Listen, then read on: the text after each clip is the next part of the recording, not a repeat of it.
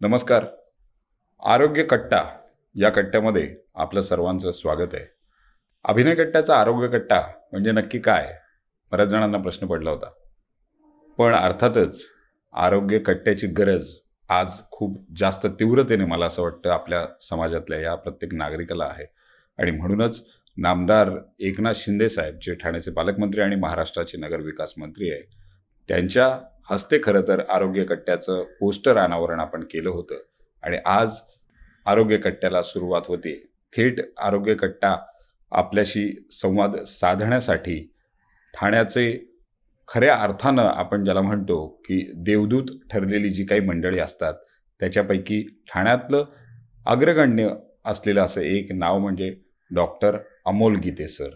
सिद्धिविनायक हॉस्पिटलच्या माध्यमातून कोरोना काळामध्ये, मग ती पहिली लाट असेल, दुसरी लाट असेल किंवा आता तिसरा सुरू झालेला ओमिक्रॉनचा कहर असेल, अर्थातच ती लाट थोपवण्यासाठी सुद्धा ज्यांनी ज्यांनी प्रयत्न केले, ज्या ज्या रुग्णांना खरं तर असं वाटत होतं की अरे आता आपण ह्याच्यातनं वाचू की नाही, त्यांना खऱ्या अर्थानं दान देण्याचं काम ज्यांनी केलं, ज्या रुग्णांच्या नातेवाईकांना एक मोठा दिलासा देण्याचं काम ज्यांनी केलं, आणि दोन्ही लाटा थोपवण्यामध्ये ज्या ज्या डॉक्टर मंडळींचा, ज्या ज्या इतर कोरोनावीरांचा समावेश आहे, त्यातले कोरोनावीर म्हणजे ठाण्यातलं हे सगळ्यात महत्त्वाचं नाव डॉक्टर अमोल गीते सर.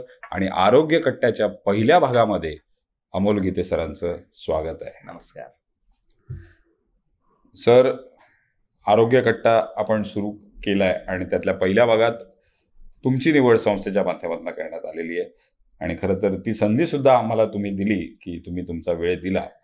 तर मला थेट पहिला प्रश्न असा विचारायचा आहे की डॉक्टर अमोल गीते जे गेल्या 2-3 वर्षामध्ये खूपच लोकांच्या मनामनातलं नाव झालेलं आहे, त्यांचा खरं तर आधीचा प्रवास मला थोडक्यात ऐकायचा आहे की ते डॉक्टर अमोल गीते आज जे देवदूत डॉक्टर अमोल गीतेपर्यंत पोहोचलेत, त्यांचा थोडक्यात तुमचा वैयक्तिक प्रवास आम्हाला ऐकण्याची इच्छा. सर्वप्रथम अभिनय कट्टा याच्या माध्यमातून जे आरोग्य कट्टा ही संकल्पना किरण नागती यांच्या पुढाकाराने सुरू झालेली आहे, त्याबद्दल मी सर्वात प्रथम त्यांचं अभिनंदन करतो. कारण की आजकाल आपण बघतो कोरोना काळापासून सर्वसामान्य लोकांना आरोग्य व्यवस्था एक सुदृढ कशी असली पाहिजे, आरोग्य व्यवस्था सक्षम कशी बनवली पाहिजे, याबद्दल सर्वसामान्य नागरिकांमध्ये एक प्रकारचं त्याबद्दलचं मत तयार झालेलं आहे. आणि ह्या आरोग्य विषयाला एक सर्वच ठिकाणी एक महत्त्व निर्माण झालेलं आहे. आणि ह्या आरोग्य विषयावरच संवाद साधण्यासाठी माझी सर्वप्रथम यांनी निवड केली, याबद्दल मी त्यांचे आभार सुद्धा मानतो. आता त्यांनी मला प्रश्न विचारला की आपली सुरुवात कशी झाली आणि आपलं कशा प्रकारचं हे नाव पुढे आलं. तर सर्व प्रेक्षकांना मी सांगू इच्छितो की सिद्धिविनायक हॉस्पिटलच्या माध्यमातून गेल्या आपण 12-13 वर्षापासून सेवा देत आहोत. हे वर्तकनगर येथे हॉस्पिटल आहे. आणि ज्यावेळेस हॉस्पिटल सुरुवात झाली, एक छोटं हॉस्पिटल अगोदर सुरुवातीला आपण सुरू केलं. एक फक्त मॅटर्निटी हॉस्पिटल म्हणून एक 8 ते 10 बेडचं हॉस्पिटल होतं. 2008 मध्ये ह्या हॉस्पिटलची आपण सुरुवात केली. त्यानंतर लोकांचा एवढा प्रतिसाद मिळाला की लोकांशी असलेलं आपलं एक कनेक्शन आणि सर्वसामान्य लोकांना तिथे मिळणारी जी सेवा आहे, तिथे मिळणारी ट्रीटमेंट आहे, चॅलेंजिंग केसेस ह्या सक्सेस करण्याचं तिथल्या जे डॉक्टरांचं निष्णात कौशल्य आहे, या बळावर सिद्धिविनायक हॉस्पिटलने आपला हळूहळू विस्तार करत जाऊन आज एक ठाण्यामध्ये एक नामांकित हॉस्पिटलमध्ये आपलं सिद्धिविनायक हॉस्पिटल म्हणून त्यांचं नाव घेतलं जातं. तर यामध्ये मी असं म्हणेन की सर्वच स्टाफ, हॉस्पिटलमधला सर्व स्टाफ, सर्व डॉक्टरांची टीम आणि सर्वांनी जे काही टीम वर्क म्हणून जे काम केलं, त्यामुळंच आजपर्यंत आपण या आरोग्य क्षेत्रामध्ये सेवा देण्यामध्ये सिद्धिविनायक हॉस्पिटल यशस्वी झालेलं आहे. मला जाणून घ्यायचं आहे की तुमचा स्वतःचा प्रवास म्हणजे शिक्षण असेल, तुम्ही पुढचा प्रवास जो केला तो लहानपणापासूनचा, तो थोडक्यात मला. सुरुवातीपासून जर बघायला गेलं तर मी मराठवाड्यातला आहे. लातूर जिल्ह्यातील एका छोट्याशा गावामध्ये माझा जन्म झाला. एक शेतकरी कुटुंबामध्ये जन्म, एक मॉडेस्ट बॅकग्राऊंड म्हणाल, एक सर्वसामान्य कुटुंबामध्ये जन्म झाला. शालेय शिक्षण माझं एक ग्रामीण भागामध्ये झालं. अत्यंत खडतर परिस्थितीमध्ये ते शालेय शिक्षण पूर्ण केलं.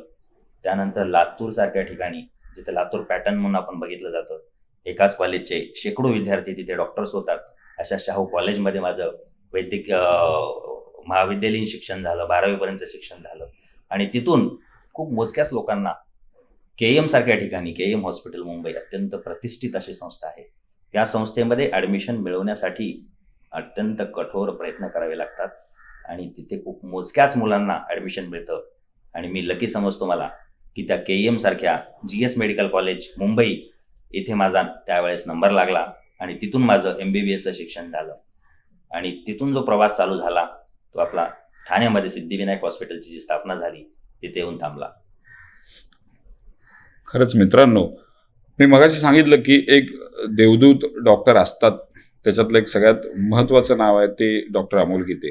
पण खडतर प्रवास करून म्हणजे एका शेतकरी कुटुंबातील ही व्यक्ती मराठवाड्यातून इथे येते आणि मुंबईतल्या असंख्य लोकांना ह्या 2 लाटांमध्ये, त्याच्या आधीचा त्यांचा प्रवास आहेच, पण ह्या 2 लाटांमध्ये असंख्य लोकांना जीवदान देण्यासाठी पुढाकार घेते. ही खूप मोठी गोष्ट आहे. म्हणजे आज शेतकऱ्यांचं कनेक्शन किती मोठं आहे बघा तुम्ही.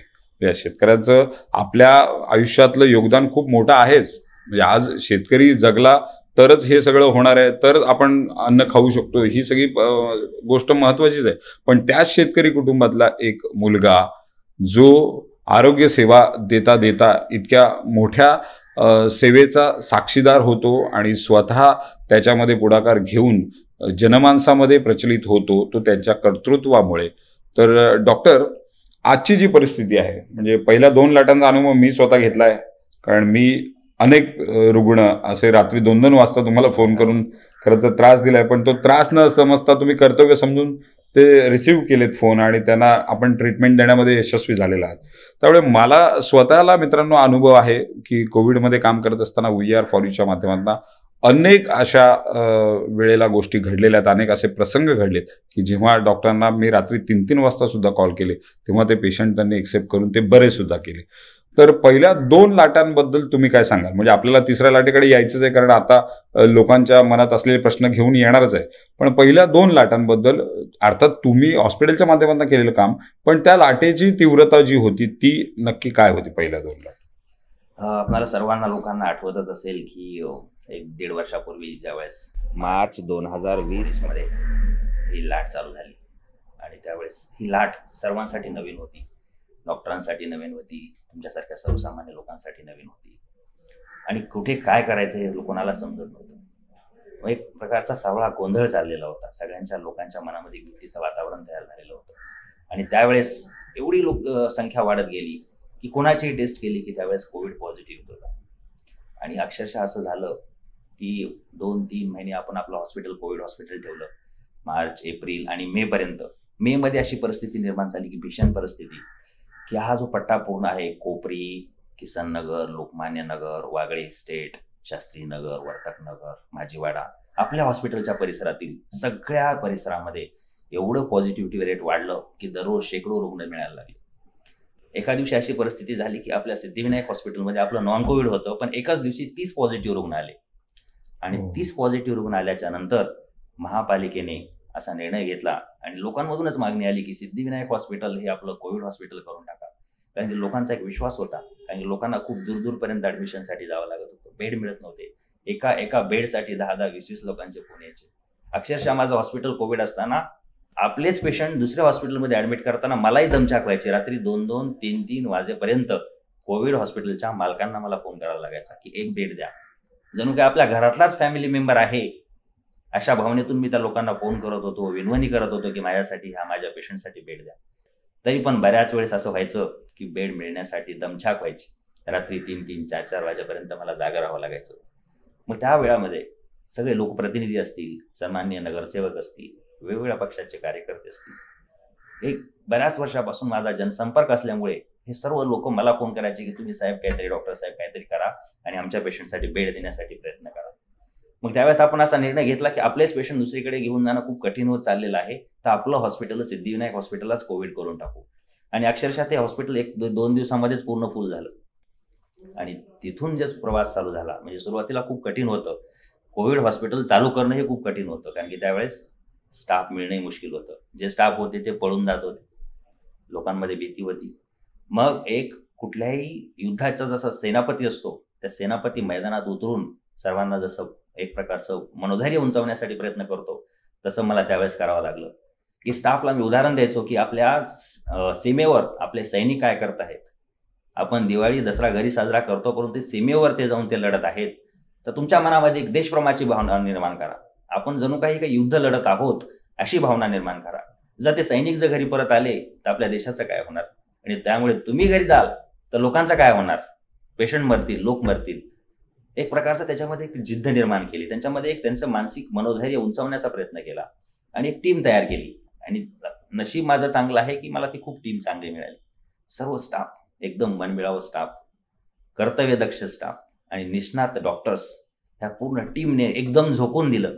पहिली लाट असेल, दुसरी लाट असेल, या दोन्ही लाटेमध्ये सिद्धिविनायक हॉस्पिटलच्या स्टाफने जे काम केलं ते खरोखरच मी त्यांना मानवंदनाच देईन. एवढं मनातून काम केलं त्यांनी, कुठल्याही पैशाची अपेक्षा न बाळगता. एक फक्त पेशंटला वाचवायचं आहे, पेशंटला आपल्याला सेवा देण्याची आहे, अशा सेवाभावी वृत्तीने काम करण्याचं काम या पूर्ण टीमने केलं.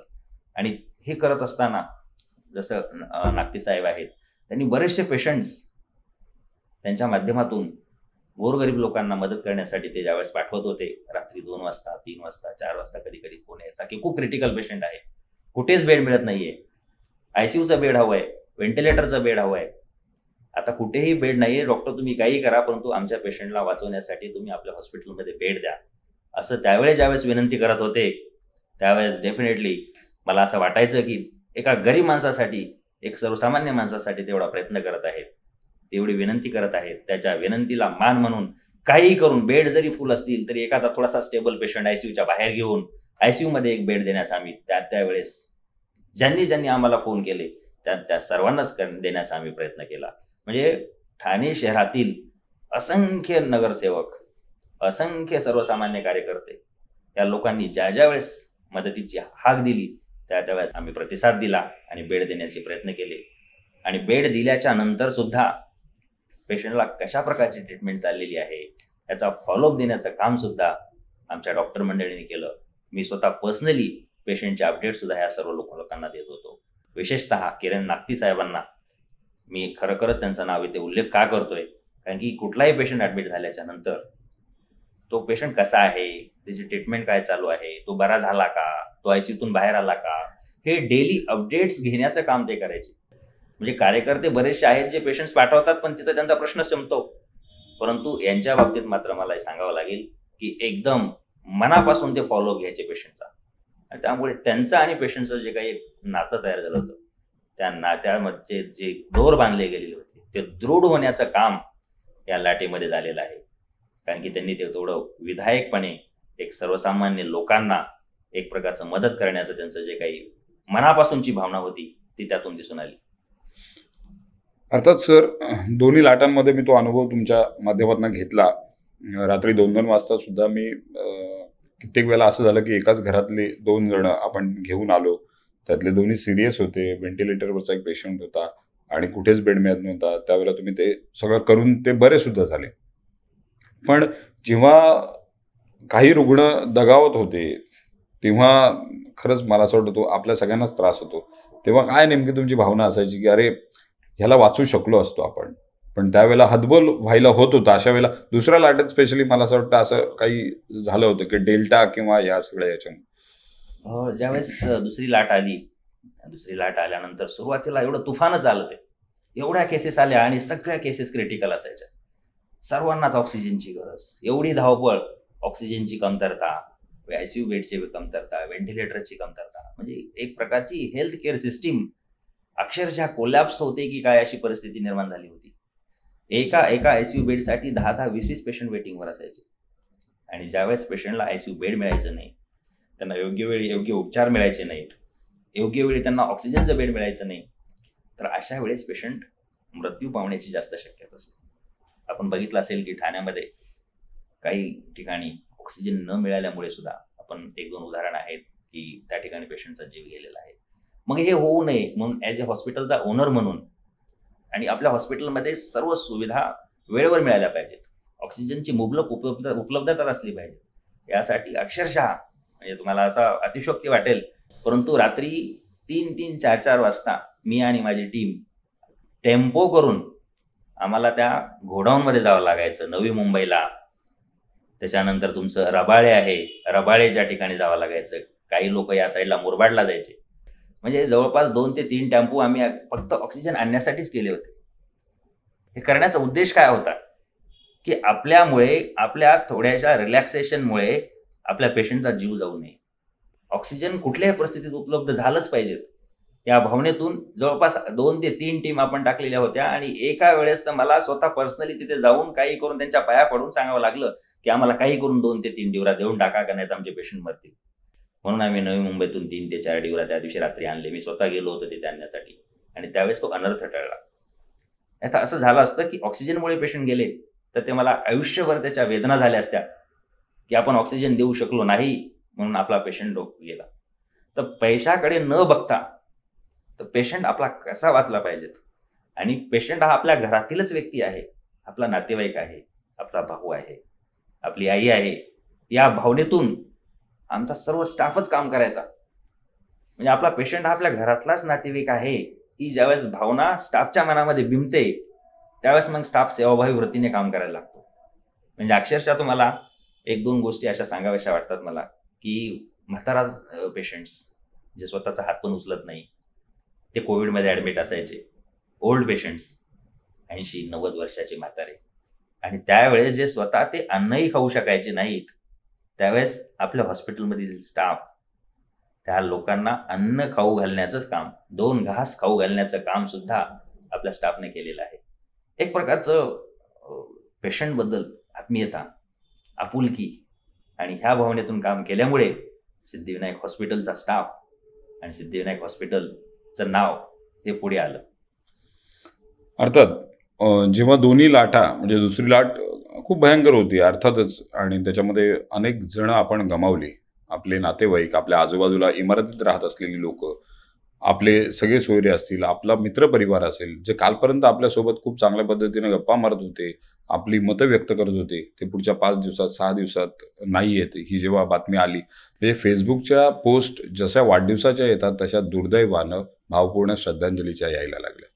पण ह्या सगळ्या वातावरणात कुठेतरी एक आशेचा किरण जो दिसत होता तो म्हणजे लस कधी येणार, लस येणार, लस येणार ही बातमी यायला लागली. आणि खऱ्या अर्थानं प्रत्येकाला असं वाटायला लागलं, की म्हणजे मला तेव्हा पटकन आठवलं, की लगानमध्ये जसं पाऊस येणार आहे त्याची वाट तो शेतकरी बघत होता गावातला, आणि आता पाण्याचा थेंब पडेल त्या पद्धतीनं खरं त्या लसीची वाट आपण बघत होतो. पण ठाण्यामध्ये लस आल्यानंतर मला असं वाटतं सगळ्यात आधी पुढाकारानं आपल्या माध्यमातून ते लसीकरण सुरू झालं. आणि ठाण्याचे महापौर नरेशजी म्हस्के साहेब, म्हणजे अर्थातच पालकमंत्री एकनाथजी शिंदे साहेब यांच्या मार्गदर्शनानं आम्ही आपल्या माध्यमातून लसीकरणाचे शिबिर घेऊ शकलो. आणि जास्तीत जास्त लसीकरण मला असं वाटतं तुमच्या माध्यमातून, कारण मी कित्येक असे आपले सगळे नागरिक आहेत की ज्यांना घेऊन सिद्धिविनायक हॉस्पिटलमध्ये जायचो, त्यानंतर इथे सुद्धा आपल्या अभिनयगट्टावर सुद्धा तुमच्या माध्यमातून ह्या सगळ्यांच्या मार्गदर्शनाखाली आपण लसीकरण केलं. तर ते नक्की कसं काय जमलं, कारण सगळ्यांना तो मोठा प्रश्न पडला की लस आल्यानंतर ती कुठे नक्की येईल. तर ते सिद्धिविनायक हॉस्पिटलने त्याच्यामध्ये बाजी कशी काय मारली? तो काळ खूप कठीण होता. म्हणजे लसीसाठी एवढी मारामारी होती की कुठे येणार, कधी येणार याच्यासाठी खूप उत्सुकता होती, आणि लोकांना ती वॅक्सिन कुठल्या परिस्थितीत हवीच होती. मग सगळ्या हॉस्पिटलने त्यासाठी खूप प्रयत्न केले, सगळ्यांनी ऑर्डर्स टाकल्या, सगळ्यांनी प्रयत्न केले. परंतु आपल्या सिद्धिविनायक हॉस्पिटलने सर्वप्रथम ठाणे शहरामध्ये लस आणण्यामध्ये यश मिळवलं. तर ते यश कसं मिळालं आणि ती सर्वप्रथम सिद्धिविनायकमध्ये का आली याबद्दल मला आतापर्यंत बरेच लोक प्रश्न विचारतात. परंतु त्यामध्ये आमचं नशीब चांगलं असं समजायचं, कारण की आम्ही सर्वात सुरुवातीला ऑर्डर टाकली होती आणि सिरम इन्स्टिट्यूट ऑफ इंडियाने ती सँक्शन केली. त्यामध्ये खूप लोकांचं सहकार्य सुद्धा राहिलं. आदरणीय पालकमंत्री एकनाथजी शिंदे साहेब असतील, तसेच आपले ठाणे शहराचे महापौर नरेशजी म्हस्के साहेब आहेत, आणि तसेच भाजपचे आमदार संजय केळकर साहेब, या सर्वांनीच सिद्धिविनायक हॉस्पिटलचं नाव रिकमेंड केल्यामुळे सुरुवातीला लस आपल्या सिद्धिविनायक हॉस्पिटलमध्ये आली. मग सिद्धिविनायक हॉस्पिटलमध्ये लस आल्याच्या नंतर ती कुणाला द्यायची हा मोठा प्रश्न होता, कारण की सगळेच नगरसेवक आणि सर्वच लोकप्रतिनिधी आणि सर्वसामान्य कार्यकर्ते सुद्धा आपल्या सिद्धिविनायक हॉस्पिटलच्या दैनंदिन संपर्कात असल्यामुळे एक मैत्रीचं नातं निर्माण झालं होतं. मग मी कुणालाच नाही म्हणू शकत नव्हतो. माझ्यासमोर खरं तर ते चक्रव्यूहामध्ये अडकल्यासारखं वाटायला लागलं. मग एकाला दिलं तर दुसरा नाराज, दुसऱ्याला दिलं तर तिसरा नाराज. मग आता काय करायचं? तर त्यावेळेस मी असं ठरवलं की शक्य होईल तेवढ्या प्रभागामध्ये आपण कमी क्वांटिटी देऊ, परंतु जास्तीत जास्त लोकांपर्यंत, जास्तीत जास्त प्रभागामध्ये पोहोचण्याचा प्रयत्न करायचा. ते एक सूत्र अवलंबलं. जिथं 200ची डिमांड असेल तिथे आपण 100 देऊ, परंतु त्या प्रभागामध्ये करू.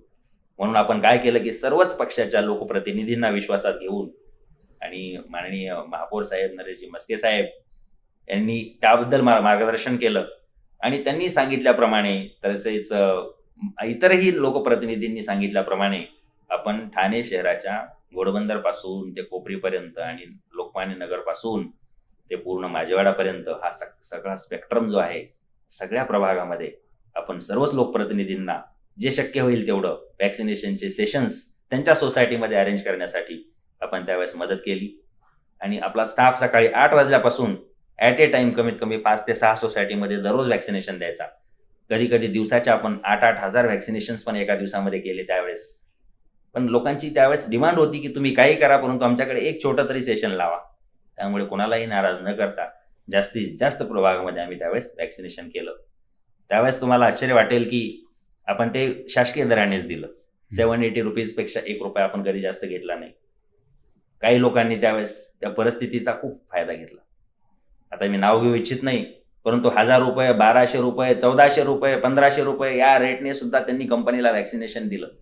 कॉर्पोरेट वॅक्सिनेशन ज्याला म्हणतो आपण. त्यावेळेस पैसे कमवण्याची खूप मोठी संधी होती, कारण की सगळ्यात पहिले वॅक्सिनेशन सिद्धिविनायक हॉस्पिटल आलं होतं. परंतु त्या संधीच्या मागे न लागता आपली जी काही लोकांप्रती जी आपली कटिबद्धता आहे, ठाणे शहरातील नागरिकांच्या प्रती आपली असणारी कटिबद्धता, ती राखण्यासाठी मी असं ठरवलं की एकाही कंपनीला आपण ₹1 जास्त न घेता त्यांनी किती जरी ऑफर दिली तरी त्यांना वॅक्सिनेशन द्यायचं नाही, हे मी मनाशी ठरवलं. आणि आपल्या लोकांसाठी, या ठाणे शहरातल्या लोकांसाठी आपण वॅक्सिनेशन करायचं हे ठरवलं. म्हणून आपण ठाण्यातल्या बऱ्याचशा लोकांना त्या काळामध्ये ज्यावेळेस खूप गरज होती, आता तर सगळीकडे वॅक्सिनेशन उपलब्ध आहे. आता लोकांना वॅक्सिनेशनसाठी विनंती करावी लागते या म्हणून. आता लोक जात नाहीत, पण त्या काळामध्ये लाईन लागायची. आणि त्या काळामध्ये, कठीण काळामध्ये मी वॅक्सिन देऊ शकलो, याचं मला खूप मोठं समाधान आहे. खरंच आहे. आणि ते समाधान इतकं मोठं आहे की वॅक्सिन घेतल्यानंतर एकतर मानसिकरित्या माणूस खूप असा पॉझिटिव्ह व्हायचा की बाबा अरे यस, मी आज वॅक्सिन घेतलेलं आहे आणि आता मला कोरोना होईल ना होईल आहे ना, पण कोरोनाचा प्रादुर्भाव झाला तरी पण माझ्या जीवाला धोका राहणार नाही. आणि ती परिस्थिती आता तिसऱ्या लाटेमध्ये आपण अनुभवतोय. पण डॉक्टर, मला तुम्हाला विचारायचं आहे सर्वसामान्य माणसाच्या प्रत्येकाचे आज जे काही प्रश्न आहेत त्याच्याबद्दल, की आता तिसरी लाट सुरू झालेली आहे, सर्वत्र दिसते, संख्या रोज वाढते, पण त्याची दाहकता तितकी नाही आहे किंवा त्याची तीव्रता तितकी नाही आहे असं लक्षात येते. पण लोक तशी रिलॅक्स आहेत, खूप नागरिक सगळे रिलॅक्स आहेत, नियम पाळणारे पाळत आहेत, काही जण अजूनही ते पाळत नाही आहेत. पण हे नक्की ओमायक्रॉन ज्याला आता म्हणतोय आपण, ते नक्की काय हो, की इतका स्प्रेड वाढलाय की 2-2, 2,500 दिवसाला रुग्ण मिळत आहेत, पण तरी तसे ICU हाऊसफुल नाही आहेत. आणि ही खूप जमेची बाजू आहे किंवा ही एक समाधानाची बाब आहे. पण हे नक्की तुम्ही ह्या सगळ्या नागरिकांना, आपल्या प्रेक्षकांना सांगा की आत्ताची जी लाट आहे ती काय पद्धतीनं सगळीकडे पसरली आणि बाबा कधी ती ओसरेल, असा तुमचा अंदाज एक डॉक्टर म्हणून. आता कसं आहे, पहिली लाट आणि दुसरी लाट तर सगळ्यांनी आपण अनुभवली. सेकंड लाट जी डेल्टा व्हायरसची लाट होती, ती तर सगळ्यात जास्त डेंजरस होती. हा डेल्टा हा एक व्हेरियंट होता. तसाच हा ओमायक्रॉन सुद्धा एक स्ट्रेन व्हेरिएशन आहे. म्हणजे कोरोना व्हायरसचा जो स्ट्रेन असतो त्याचं व्हेरिएशन होत राहतं, त्याची उत्क्रांती होत राहते आणि त्याचं स्वरूप बदलतो तो. आणि स्वरूप बदलल्यामुळे हा ओमायक्रॉन नावाचा व्हेरियंट आता आलेला आहे. हा कोरोनाचाच प्रकार आहे. याचा उगम झाला साऊथ आफ्रिकेमधून. साऊथ आफ्रिकेमध्ये सुरुवातीला खूप केसेस आल्या आणि साऊथ आफ्रिकेमधून हा आजार सगळ्या पूर्ण ऑल ओव्हर वर्ल्डमध्ये पसरला. अमेरिका असेल, युरोपियन कंट्रीज असतील, तुमचे अरब कंट्रीज असतील, इथे हा आजार खूप जास्त प्रमाणात पसरला. त्यानंतर भारतामध्ये त्याने शिरकाव केला आणि भारतासारख्या देशामध्ये जिथे 130 करोडपेक्षाही जास्त आपली लोकसंख्या आहे, अशा या देशामध्ये हा व्हायरस ओमायक्रॉन हा घुसला आणि त्याने धुमाकूळ आता घातलेला आहे. तिसरी लाट किंबहुना मी म्हणेल की आता पीकला पोहोचत आलेली आहे. आता तुम्ही बघत असाल की दिवसाच्या 2-2.5 लाख केसेस आपल्या इंडियामध्ये सध्या आहेत ऑन रेकॉर्ड. या 2-2.5 लाख केसेस ऑन रेकॉर्ड जरी असल्या तरी ते मी 10 लाखाच्या वर आहेत असं समजेल, कारण की आपण टेस्टिंग सध्या करत नाहीये जास्त इनफ प्रमाणामध्ये. आणि आजार हा लकीली बाय गॉड्स ग्रेस, देवानेच मला असं वाटतंय की या व्हायरसचं प्रमाण जे स्वरूप आहे ते बदललं असावं. कारण की हा जर डेल्टा व्हायरस असता तर काय झालं असतं, काय भीषण परिस्थिती निर्माण झाली असती. अक्षरशः मृत्यूचे आपल्याला मोठे मोठे ढीग दिसले असते. परंतु देवालाच आपली काळजी असावी, त्यांनी हा व्हायरसचं स्वरूप बदललं असावं. माइल्ड फॉर्ममध्ये हा व्हायरस आलेला आहे. आता जास्त प्रमाणामध्ये तीव्रता नाहीये, हे एक खूप जमेची बाजू आहे. आयसीयू बेडची रिक्वायरमेंट कमी आहे. लोकांना न्यूमोनिया आता होत नाहीये. फक्त जसं कॉमन कोल्ड असतो, सर्दी, खोकला, घशामध्ये दुखणे, ताप, अंगदुखी, हे माइल्ड फॉर्ममध्येच हा आजार दिसून येत आहे. आणि तो पण रिकव्हरी फास्ट होते. 3-4 दिवसामध्ये पेशंट बरे होत आहेत. 5 दिवसामध्ये एकदम पूर्ण आजारच गेल्यासारखं वाटतंय. त्यामुळे होम क्वारंटाईनला जास्त प्रेफरन्स दिला जातो. कारण की लोकांच्या आता ऍडमिट होण्याची प्रवृत्ती किंवा ऍडमिट होण्याची इच्छा सुद्धा राहिलेली नाहीये. ऍडमिट न होण्यामागे 2-3 कारण आहेत. एक तर आहे की ते लोक सगळ्यांना झाल्यामुळे कोणाकोणाला ऍडमिट करायचं. दुसरं आहे लोकांची आता आर्थिक परिस्थिती सुद्धा हालाकीची झालेली आहे. पहिल्या लाट आणि दुसऱ्या लाटेमध्ये आपण बघितलं असेल की आजारापेक्षा रोजगार गेल्यामुळे लोकांची जास्त प्रमाणामध्ये परिस्थिती डाऊन झालेली आहे. कारण की इकॉनॉमी पूर्ण ओव्हरऑल ऑल ओव्हर वर्ल्ड मध्ये डाऊन झाल्यामुळे रोजगाराच्या संधी कमी आहेत. त्यामुळे लोकांचं इन्कम कमी झालेलं आहे. ऑलरेडी घरामधले 2-2, 3-3 लोक डेल्टामध्ये ऍडमिट असल्यामुळे खूप खर्च झालेला आहे. लोक कर्जबाजारी झालेले आहेत. त्यामुळे आता अजून कुठले पैसे आणायचे आणि कुठे ऍडमिट व्हायचं, हॉस्पिटलचा खर्च कसा परवडणार, या चिंता असल्यामुळेच, हे लोकांच्या मनामध्ये टेन्शन असल्यामुळे लोक ऍडमिट होत नाहीयेत आणि लोक घरच्या घरीच इलाज करून बरं होत आहेत. परंतु यामधूनही मला असं वाटतंय असाच जर माइल्ड फॉर्म मध्ये आजार राहिला आणि किती जरी पसरला तरी काही नाही होणार, कारण की हा माइल्ड फॉर्म मध्ये आहे. एक प्रकारचा आपण ह्याला म्हणू शकतो की नॅचरल व्हॅक्सिनेशन सारखं झालेलं आहे. हे ऑफ द रेकॉर्ड मी सांगू इच्छितो की नॅचरल व्हॅक्सिनेशनच आहे. परंतु काही दिवसानंतर आपल्याला स्टडी केल्यास समजेल की या व्हायरसमुळे, ओमायक्रॉनमुळे अँटीबॉडीज तयार होत आहेत की नाही. जर अँटीबॉडीज तयार झाले तर एक प्रकारचं हे ब्लेसिंग इन डिसग्यूज म्हणतो त्याला, एक प्रकारचं हे ब्लेसिंगच समजायचं की सगळ्यांना हा आजार झाला आणि सगळ्यांना अँटीबॉडीज आले. म्हणजे व्हॅक्सिनेशन सारखंच एक प्रकारचे अँटीबॉडी देण्याचं काम या आजाराने केलं. पण त्यासाठी आपल्याला थोडासा वेळ द्यावा लागेल, थोडा रिसर्च करावा लागेल. 1-1.5 महिन्यानंतर ज्यावेळेस लोकांचे आपण अँटीबॉडीज चेक करू त्यावेळेस आपल्याला कळेल की याने अँटीबॉडीज दिलेत की नाही. पण याच्यामध्ये तुम्ही आव्हान काय कराल लोकांना की काळजी घ्यायलाच पाहिजे की नाही, मास्कचा वापर, किंवा असं होतं बऱ्याच वेळेला की आता ह्याची तीव्रता कमी आहे म्हणून लोक पण खूप रिलॅक्स होत आहेत, आपल्या नागरिकांना त्याबद्दल तुम्ही काय आव्हान कराल? नागरिकांना मी 100% सांगेन, सर्वात प्रथम तुम्ही कुठल्याही परिस्थितीमध्ये व्हॅक्सिनेशन करून घेतलं पाहिजे.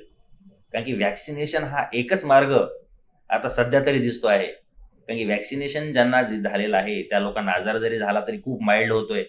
आयसीयू ऍडमिशन्स मध्ये व्हॅक्सिनेशन केलेले लोकच नाही आहेत. व्हॅक्सिनेशन केलं तर तुम्हाला 100% तुम्हाला आयसीयू ऍडमिशन आणि मॉर्टॅलिटी पासून प्रिव्हेन्शन आहे. त्यामुळे तुमचा सिव्हिअर आजार देण्यापासून व्हॅक्सिनेशन तुम्हाला वाचवू शकतं. आणि ज्या लोकांनी व्हॅक्सिनेशनचा 1 डोस घेतलेला आहे त्यांनी दुसरा डोस घ्यावा. आणि जे लोक एलिजिबल आहेत त्यांनी बूस्टर डोस पण घ्यावा. जसे हेल्थ केअर वर्कर्स आहेत, 60 वर्षापेक्षा वरचे जे काही वृद्ध माणसं आहेत, त्या सगळ्या लोकांनी बूस्टर डोस घ्यावा. पहिला डोस ज्यांनी घेतला त्यांनी सेकंड घ्यावा. आणि दुसरी गोष्ट म्हणजे सरकार वारंवार आपल्याला सूचना करत आहे, डॉक्टर मंडळी नेहमी सांगतायत, सर्वच लोक सांगतायत, महापालिका सांगते की कोविड अप्रोप्रिएट बिहेवियर हे सर्वच नागरिकांनी फॉलो केलं पाहिजे. जसं की मास्क घालणे आहे, तुम्हाला हात सॅनिटायझरने साफ करणे किंवा हात धुणे, आणि मोठ्या मोठ्या गॅदरिंग्ज अवॉइड करणे. आता मोठे पक्षाचे मेळावे आहेत किंवा काही लग्न सोहळे आहेत, बर्थडेच्या पार्टीज आहेत, रात्रीच्या काही पार्टीज आहेत, आपण जेवढ्या हे काही गॅदरिंग्ज अवॉइड करू. कारण की जेवढं तुम्ही आज मिक्सअप व्हाल तेवढा हा आजार जास्त प्रमाणामध्ये पसरतो. आणि तुम्ही बघितलं असेल इन्फेक्टिव्हिटी खूप जास्त आहे ओमायक्रॉनची. म्हणजे हा पसरण्याचा त्याचा वेग हा खूप जास्त आहे. इव्हन डेल्टा व्हायरस आणि पहिल्या वेव्हपेक्षाही जास्त वेगाने हा आजार पसरतोय. मग तुम्ही कुठल्याही पार्टीमध्ये गेलात ना, तुमचं पॉझिटिव्ह होण्याचे प्रमाण जास्त आहे. पार्टीत गेलात म्हणजे तुम्ही पॉझिटिव्ह घेऊनच तुम्ही घरी याल, हे जरा लक्षात घ्या. सोशल डिस्टन्सिंग फॉलो करा आणि मास्क घालणं याच्याशिवाय दुसरा काही ऑप्शन आपल्या हातामध्ये नाही. तुम्हाला आता पुढचे 1-2 वर्ष तरी मला असं वाटतंय की जोपर्यंत हे व्हेरिएशन होत राहतील कमीत कमी मास्क तरी वापरलाच पाहिजेत. आता part and parcel of life मास्कला आपण म्हणू शकतो. की मास्क वापरावं सगळ्यांनी. याच्यात आता म्हणजे तुमचा अंदाज काय आहे की हा जो ओमिक्रॉन ज्याला म्हणतात तो आहे, तो साधारण किती काळ राहू शकेल? पहिल्या 2 लाटेचा आपला खूप चांगला अभ्यास आहे, त्याचं एक जजमेंट, किंवा ही थोडी हा व्हेरियंट वेगळा आहे, पण हा किती काळ राहू शकेल? आता हा ओमायक्रॉन जो आहे ना, याने आता स्पीड पकडलेली आहे, बऱ्यापैकी तो प्रसार जास्त होतो. एक पीक स्टेज असते, कुठलाही ज्यावेळेस वेव येते ना तिथे एकदम पीकला जाते आणि नंतर ते डाऊन व्हायला लागते. तर माझ्या मते अजून 1-2 आठवड्याच्या नंतर ह्याचा एकदम मॅक्सिमम पीक येईल आणि त्यानंतर महिनाभरामध्ये ते डाऊन होत जाईल आणि फेब्रुवारी एंड ते मार्चचा पहिला दुसरा आठवडा इथे ही वेव संपलेली असेल, जर ह्या स्पीडने ती वेव गेली तर. म्हणजे जवळपास जानेवारीचा शेवटचा आठवडा आणि फेब्रुवारीचे पहिले 2 आठवडे हे 3 आठवडे पीक असतील आणि फेब्रुवारीच्या दुसऱ्या आठवड्याच्या नंतर त्याचा स्लोप डाऊन व्हायला चालू होईल आणि मार्चच्या 10-15 तारखेपर्यंत कदाचित ह्या प्रेडिक्शननुसार जर झालं तर ही वेव संपलेली असेल. असं वाटतं खूप एक चांगली बातमी आपल्याला डॉक्टर गीते सरांनी दिलेली आहे. जो काही त्यांचा अभ्यास आहे, आतापर्यंतचा प्रॅक्टिकल जो एक्सपिरियन्स आहे, त्याच्या पद्धतीनं त्यांनी ते सांगितलेलं आहे. दुसरा एक थोडासा वेगळा प्रश्न आहे सर, की जसं आपण म्हणतोय की आता ह्या सगळ्याच वातावरणामुळे नैराश्य आलं लोकांवर, त्याच्यानंतर आर्थिक चणचण जाणवायला लागली. तर ह्या संपूर्ण काळामध्ये असा सुद्धा एक लोकांचा रोष होता हॉस्पिटलच्या प्रती, की खूप आवाजवी बिलं लावली गेली. त्याच्यामध्ये इन्शुरन्स जर असेल तर त्याचं बिल अजूनच जास्त झालं, पण इन्शुरन्स नसेल तर तोच पेशंट हा लवकर डिस्चार्ज व्हायचा, इन्शुरन्स असेल तर तो जास्त काळ ठेवला जायचा. आणि लोक असं म्हणजे बऱ्याच जणांचं असं म्हणणं होतं की 2-2 लाख, 4-4 लाख, 5-5 लाख अशी बिलं झाली आणि त्यावेळेला ते पॉसिबल होत नव्हतं. कोणाच्या घरामधले वडीलच गेलेत आणि आता त्यांचा मुलगा ऍडमिट आहे, त्यांचं बिल 3 लाख 4 लाख झाले. म्हणजे करता पुरुष गेल्यानंतर त्यांनी करायचं काय? आणि जास्त रोष असा होता की प्रायव्हेट हॉस्पिटलवर बऱ्याच जणांचा तसा रोष होता. म्हणजे ही एक वेगळी बाजू आपण डिस्कस होऊ. तर त्याच्याबद्दल काय सांगाल तुम्ही? बरोबर आहे, लोकांमध्ये त्या काळामध्ये खूप रोष होता आणि काही हॉस्पिटल्समध्ये असतील अशा प्रकारची उदाहरणं पण आपल्याला बघायला मिळालीत. बातम्यांमध्ये पण यायचं की 7 lakh bill, 8 lakh bill, 10 lakh bill. तर सर्व हॉस्पिटल्सनी, आता मी स्वतः हॉस्पिटल ओनर आहे, तर आपला सगळ्या लोकांचा असा प्रयत्न असला पाहिजे की मोस्ट इकॉनॉमिकल जेवढं शक्य होईल तेवढं बिलिंग हे गव्हर्नमेंट रेट्स प्रमाणे आणि गव्हर्नमेंटच्या कॅपिंग प्रमाणे झालं पाहिजे. आणि अक्षरशः मी तुम्हाला सांगू इच्छितो की आता ही जी वेव आहे, थर्ड वेव, याच्यामध्ये आता इन्शुरन्स कंपनीज ज्या आहेत त्या प्रत्येक क्लेम रिजेक्ट करण्याच्या मागे लागलेल्या आहेत. आणि त्यामुळे मग हा आर्थिक चणचण जी आहे, आर्थिक भार जो आहे, तो इन्शुरन्स कंपनी झटकण्याचं काम करत आहे. आता गेल्या 10-12 दिवसातलेच मी उदाहरणं देऊ इच्छितो की ज्या बऱ्याचशा इन्शुरन्स कंपनीज कुठल्याही रिझन देऊन हा ऍडमिशनचा जो काही क्लेम असतो तो डिनाय करण्याचा प्रयत्न करतात. तर आता ही कंपनीवाले जर त्याची जबाबदारी झटकत असतील, इन्शुरन्सवाले रिजेक्ट करत असतील, तर मग सर्वसामान्य लोकांना हा खर्च सुद्धा परवडणार नाही. आता बिलिंग खूप कमी झालेलं आहे सरकारची कॅपिंग असल्यामुळे. आता जनरल वॉर्डमध्ये असेल तर फक्त आपण 4,000च बिलिंग असतं, आयसीयूचं बिल असेल तर 7,500, व्हेंटिलेटर असेल तर 9,000. हे रेट्स ठरलेले आहेत, याच्या व्यतिरिक्त काही लावता येत नाही. त्यामुळे आता कॅपिंग स्ट्रिक्टली फॉलो होते. ठाणे महानगरपालिकेचं प्रत्येक हॉस्पिटलचं ऑडिट होतं. त्यामुळे जेव्हापासून ही कॅपिंग आलेली आहे तेव्हापासून बिलिंगवर बऱ्यापैकी कंट्रोल आलेला आहे. आता त्या प्रमाणामध्ये आपल्या हॉस्पिटलमध्ये, सिद्धिविनायक हॉस्पिटलच्या माध्यमातून आपला नेहमीच प्रयत्न राहिलेला आहे की जेवढं जास्तीत जास्त बेनिफिट पेशंट्सला देता येतील. जसं की काही इन्शुरन्स कंपनीज आहेत ते कोपेमेंट लावतात, 20%, 30%, 10% कोपेमेंट असतं. तर ते कोपेमेंट आम्ही वेव्ह ऑफ करण्याचा प्रयत्न करतो त्या हॉस्पिटलच्या माध्यमातून. म्हणजे हॉस्पिटल ते बिल अक्षरशः 20-30% सोडून देतं. कॅश पेशंट्स असतील तर त्यांनाही आम्ही जेवढी मॅक्झिमम डिस्काउंट देता येईल तेवढी देतो. कुठल्याही लोकप्रतिनिधीने रिकमेंडेशन केलेलं असेल किंवा पेशंटने स्वतः रिक्वेस्ट केली की मी गरीब आहे, मला परवडत नाही, तर एक प्रकारचं सामाजिक बांधिलकी जपत आपण बिल हे कमी राखण्याचा प्रयत्न करतो, कमीत कमी बिल ठेवण्याचा प्रयत्न करतो.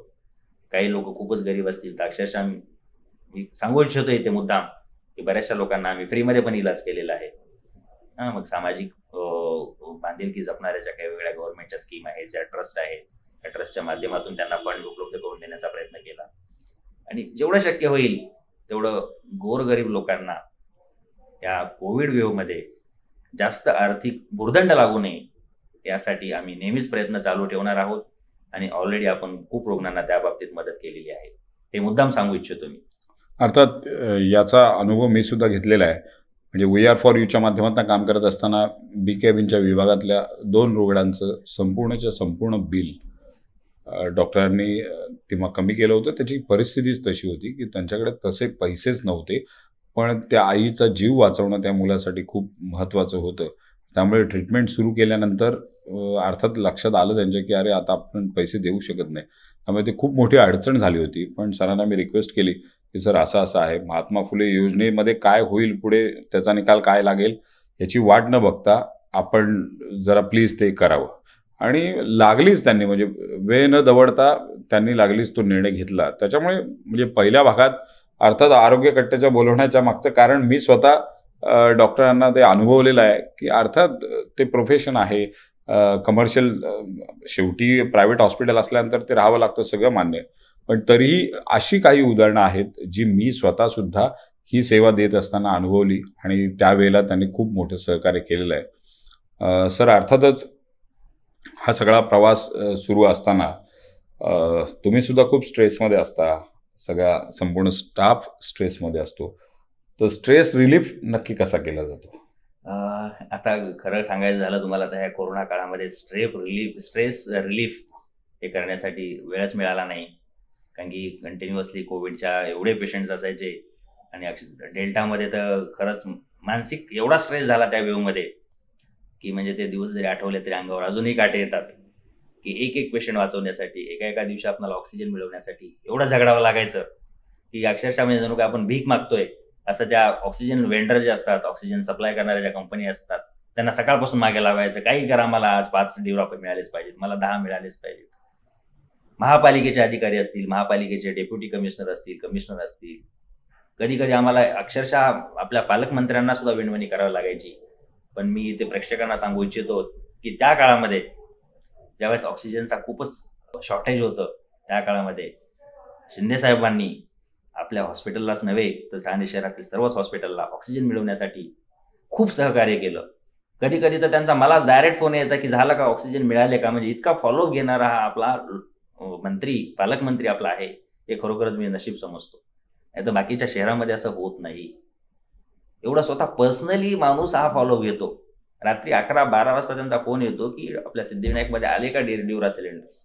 मी सांगितलं या अधिकाऱ्याला, मी ह्या कंपनीला सांगितलंय, असं म्हणून ते समोरून मला फोन करायचे.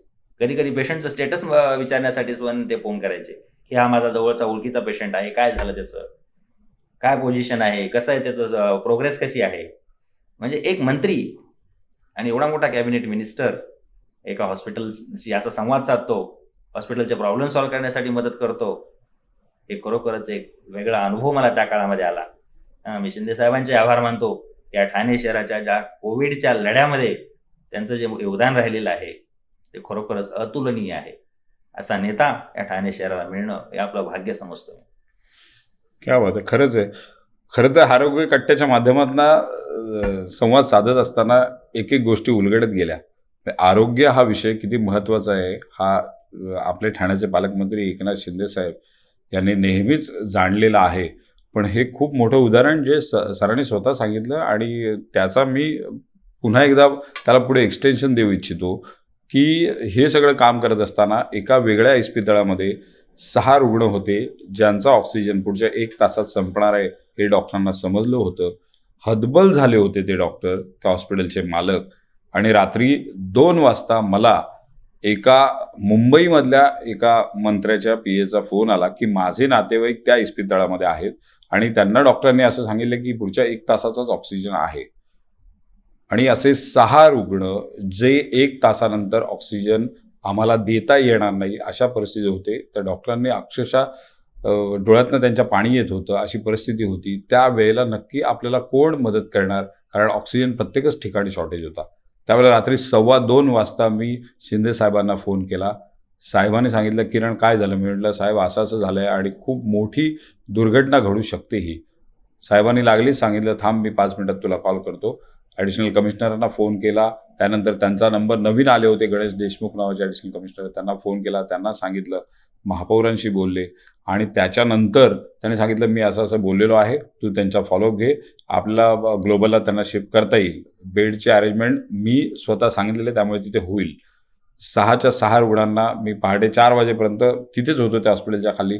त्यांना तिथे घेऊन गेलो ॲम्ब्युलन्समधनं आणि 4:30 वाजता पुन्हा एकदा पालकमंत्र्यांचा मला फोन येतो, "किरण काय झालं? ते झालं ना रे बाबा व्यवस्थित?" म्हणजे विचार करा, रात्री 2:15 वाजता मी त्यांना फोन करतो. त्यानंतर 4:30 पावणे 5 वाजता सगळं झालेलं होतं, पण मी फोन केला नाही. त्याचं कारण म्हटलं आता पहाटे साहेब आता 2-2:30 नंतर किमान 2-4 तास तर झोपतील. पण तो काळच असा होता. आणि पावणे 5 वाजता ही व्यक्ती मला स्वतःहून फोन करते, की "किरण बाळा काय झालं ना सगळं?" म्हटलं, "हां सर झालं. आता त्यांना सेटल केलंय तिथे. तू तुझ्या आता घरी जाऊन आराम कर." म्हटलं, "नाही सर मी ऑफिसमध्ये चाललो कारण मी तिथेच असतो." "ठीक आहे, ठीक आहे. पण तू आराम कर आणि तरी काय लागलं तर मला फोन कर."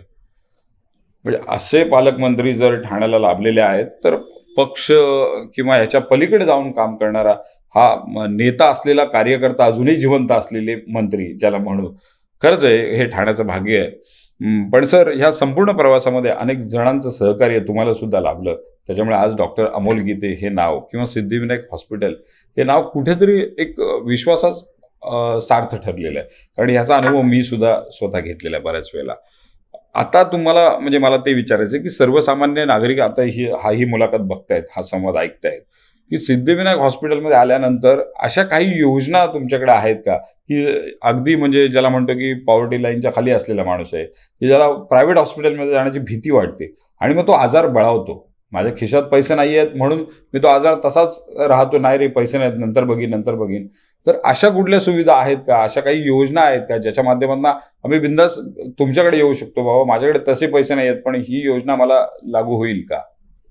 आपल्या सिद्धिविनायक हॉस्पिटलमध्ये महात्मा ज्योतिबा फुले योजना आणि प्राईम मिनिस्टर्स आयुष्यमान भारत योजना, प्रधानमंत्री जन आरोग्य योजना, ह्या 2 योजना आहेत.